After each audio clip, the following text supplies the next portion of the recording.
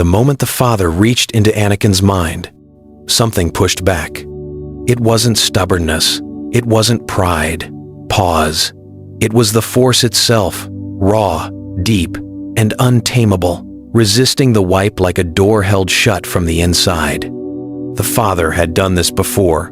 He had wiped the memories of others without effort. But Anakin Skywalker was not like others. He was the chosen one. And the Force that lived inside him ran deeper than even Mortis could contain. The Father tried again. He reached further, pressed harder. Nothing. The memories held firm. And so, Anakin remembered. He remembered the sun, that cold, twisting darkness that had offered him power beyond any Jedi's reach. He remembered how close he had come to saying yes. He remembered the daughter, the sacrifice, the grief of the father standing alone on a dying world. And he remembered the visions. Himself wrapped in black armor, sealed behind a mask, breathing like a machine, younglings running, the temple burning, clone troopers cutting down Jedi in the streets, and Padme pale, still, her light fading, while his gloved hand stayed at his side and did nothing to save her. Those visions weren't warnings from the Force. They were memories of a future that hadn't happened yet, a future the sun had shown him not to frighten him, but to tempt him. Pause, to show him how much power waited on the other side of the fall. But the sun miscalculated, because Anakin didn't see power in those visions. He saw loss. He saw a version of himself he never wanted to become. When the twilight slipped out of Mortis' space, Obi-Wan exhaled with relief. Ahsoka stretched in her seat. The mission was over. Anakin said nothing. He sat still, staring into the stars, his jaw tight and his hands flat on his knees. Ahsoka asked if he was all right. He nodded once. Obi-Wan watched him for a long moment, then looked away. He shouldn't have, because something had just permanently changed inside Anakin Skywalker. Something the Father had never intended to leave behind. He had seen his own fall, and for the first time in his life, he was afraid of himself. Life returned to normal, or at least, it looked that way from the outside. Anakin flew his missions. He led his troops. He gave Ahsoka her orders with a steady voice and checked in with Obi-Wan like nothing was wrong. But behind his eyes, Mortis never left. The visions played on a quiet loop. The black armor, the burning temple, Padme's still face. He'd wake up in the dark of his bunk, heart hammering, and stare at the ceiling until morning came. And then, one afternoon on Coruscant, something shifted. Palpatine welcomed him into his office the way he always did. Warm, familiar, like a proud father greeting his son. He spoke about the war, about the Jedi's failures, about how the Council never truly appreciated what Anakin was capable of. Anakin had heard all of this before. He had always nodded along. He had always felt the comfort of those words. But this time, he listened differently. He heard the pattern, the way every conversation circled back to the same ideas that the Jedi held him back, that rules were chains, that power used for love couldn't be wrong. Small words. Gentle nudges, planted over years. Anakin felt a cold chill move through him. He thought about the sun on Mortis, how that creature had whispered almost the exact same things, the same promises, the same logic, the same slow pull toward the dark. He looked at Palpatine, the man he had trusted more than almost anyone in the galaxy, and for the first time, he didn't see a mentor. He saw a mirror of the sun. He kept his face still. He smiled at the right moments. He said the right things. But when he left that office and walked down the Senate corridor alone, his mind was already moving fast. Who was Sheev Palpatine, really? Where did that knowledge of the dark side come from? And why had no one ever stopped to ask? Anakin intended to find out. Quietly, carefully, before it was too late. He started small. Anakin wasn't a spy. He wasn't trained for shadows and paper trails. But he was smart. Smarter than most people gave him credit for, and he had something better than training. He had access. He had a seat on the Jedi Council. He had clone intelligence reports crossing his desk every week. He had a wife who moved freely through the halls of the Senate, and he had a burning need to know the truth. He began with the financial records. Padme helped without knowing exactly why she trusted Anakin when he said it mattered, and she knew how to move through Senate data without raising flags. What they found was carefully buried. Shell accounts. Funding routed through Outer Rim trade companies to groups that shouldn't have had that kind of money. Groups connected to separatist cells that had mysteriously received inside information, the kind of information that only a few people in the Republic could have known. One name kept appearing at the edges. Pause. Always distant. Always deniable. But always there. Then came the intelligence files. Anakin had clearance higher than most Jedi, and he used it. Deep in a sealed archive, he found something that made him go completely still. A reference. A name. Recorded by a Republic intelligence agent who had died under unexplained circumstances 3 years earlier. Darth Sidious. High-level operative, believed to hold political office within the core systems. Identity unknown. Anakin read it twice. Then he thought about Palpatine. About every conversation. Every warning about the Jedi. Every story about Sith power told with just a little too much detail. He thought about the sun on Mortis, about the vision of his own fall, about who had been standing at the center of that fall, guiding it every step of the way. His hands were trembling slightly when he closed the file. Not from fear, from certainty. He knew. He knew exactly who Darth Sidious was. Now he had to decide what to do about it. Anakin had rehearsed this moment a dozen times in his head. He knew how it had to go. Not emotional, not rushed, not the kind of desperate confession that could be dismissed or talked around. He needed Mace Windu to listen, really listen, and Mace Windu didn't give that to people who came to him shaking. So Anakin came calm. He came with documents. He came with the intelligence file, the sealed record of Darth Sidious, and the financial trail Padme had helped him trace. He laid everything on the council table and stood back. He let the evidence speak first. Mace read in silence. Yoda studied the files. Ki-Adi-Mundi leaned forward. Plo Koon said nothing for a long time. Then Mace looked up. His expression was unreadable. "You're saying the Supreme Chancellor of the Republic is a Sith Lord?" "Yes," Anakin said. "I know how that sounds, but the proof is there. All of it." The room was very quiet. Mace wasn't ready to believe it, not fully. But he was a Jedi Master who had felt the darkness growing for years. A darkness they couldn't locate, couldn't identify, couldn't explain. And now someone had laid a path directly to the center of the Republic. He couldn't ignore that. A decision was made. No Senate announcement, no clone army alert, no action that would tip off Palpatine before they were in position. They would send a small team to the Chancellor's office, quiet, controlled, on the Jedi's timeline, not his. For the first time in years, the Sith plan had a problem it hadn't accounted for.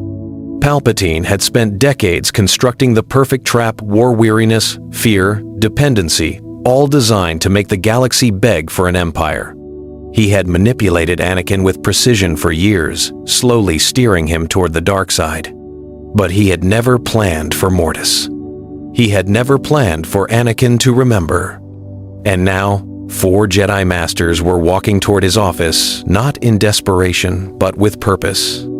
The Chancellor's office was quiet when they arrived. Palpatine was at his desk, surrounded by the curved windows of Coruscant's skyline. He looked up. He smiled that practiced, warm smile that had fooled a galaxy for decades. "Master Windu, what an unexpected visit." Mace didn't smile back. "It's over, Chancellor." For just a fraction of a second, barely visible, something shifted behind Palpatine's eyes. A calculation, a decision, and then the mask came off.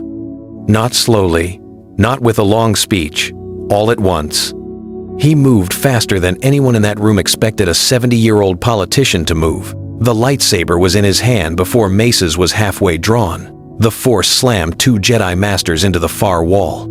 And Darth Sidious, the real Palpatine, the one who had been hiding in plain sight for 30 years, stood in the center of the room and let out a sound that wasn't quite a laugh. "Impressive," he said quietly. "You actually found me."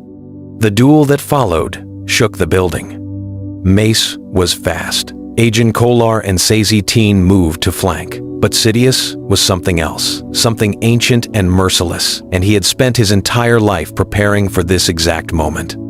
The Jedi fought hard. They were driven back. They held. Outside, clone troopers heard the commotion. Senate staff scattered. HoloNet cameras captured flickering lightsaber light through the windows. Within minutes, the story was spreading across Coruscant. Something was happening in the Chancellor's office.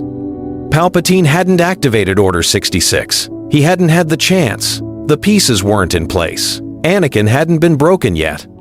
The moment he had engineered so carefully for years had been pulled forward by months, maybe more, and he was fighting without his net. For the first time in decades, Darth Sidious was improvising. And improvisation, for a man built on total control, was a very dangerous place to be. The question was, where was Anakin? Anakin felt it the moment the duel began. Not through the HoloNet, not through a comm signal, through the Force, a direct, deliberate press against his mind. Sidious reaching for him across Coruscant, like a hand closing around his throat. She's going to die, Anakin. Padme. The child she's carrying. You know it. You've always known it. Anakin stopped walking in the middle of a Senate corridor. The clone trooper beside him looked over.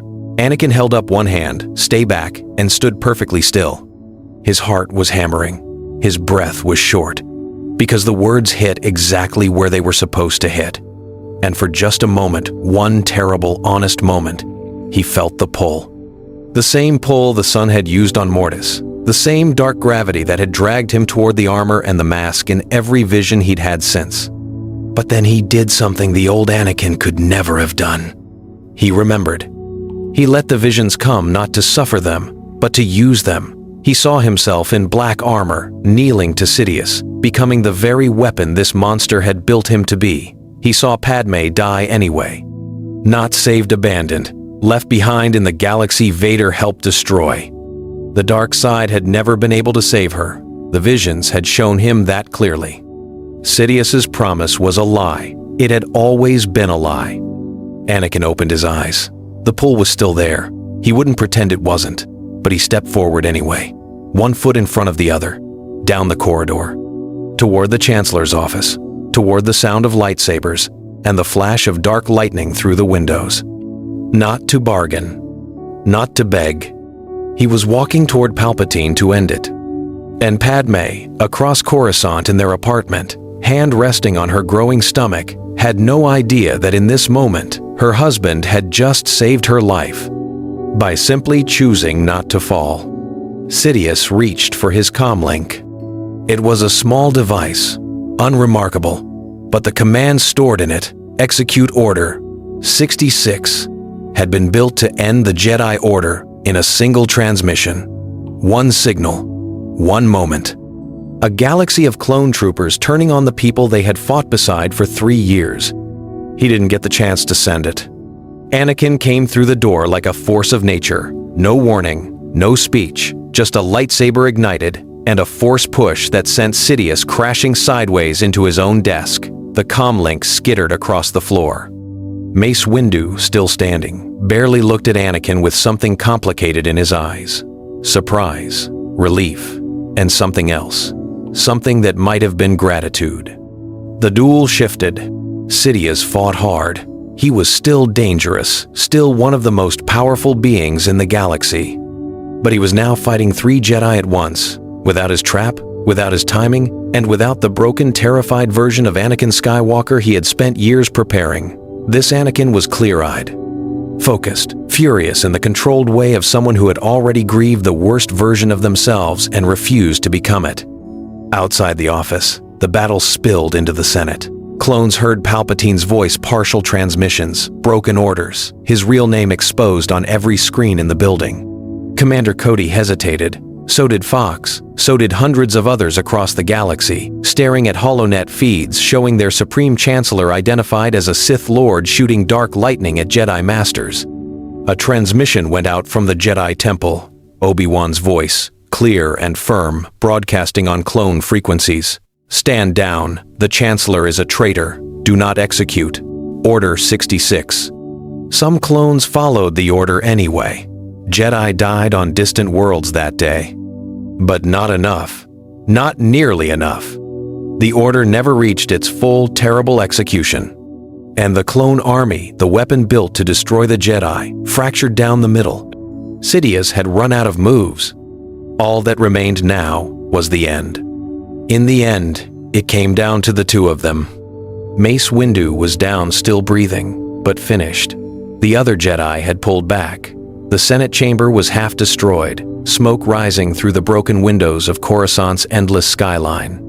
And Darth Sidious stood at the center of the wreckage, breathing hard, the yellow fury in his eyes slowly, finally dimming. Because he was looking at something he had never planned for.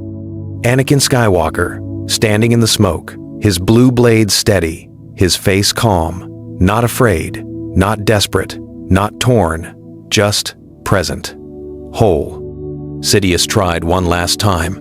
He reached into the Force and pressed against every wound Anakin had ever carried. Shmi, the sand, the fear, the longing. Anakin let it come. And then he let it go.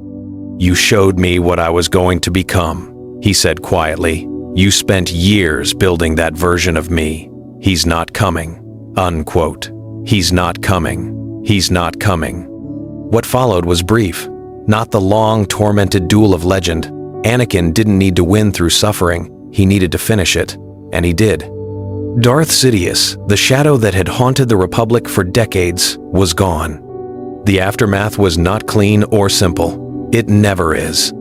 Half the Senate called it a Jedi coup. Investigations were launched. Some clones who had followed Order 66 were tried for war crimes. The Jedi Order faced its hardest public reckoning in 1,000 years.